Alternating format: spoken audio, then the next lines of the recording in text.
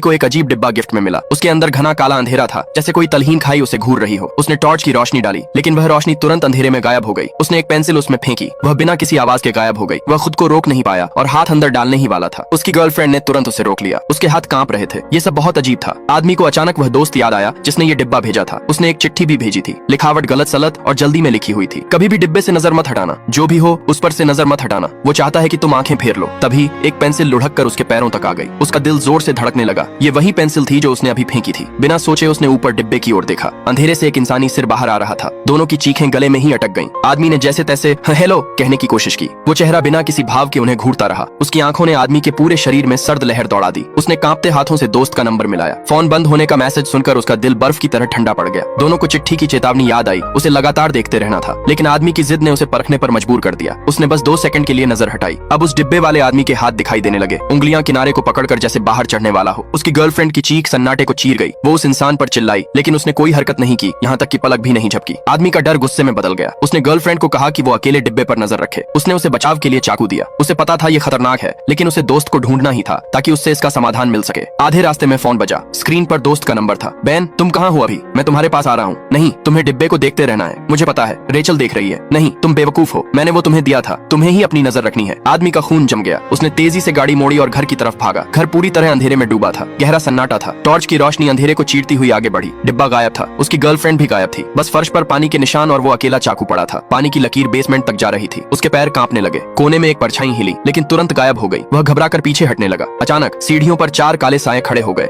उनसे पानी टपक रहा था। उसने तुरंत पीछे मुड़कर देखा। डिब्बे वाला आदमी अब पूरी तरह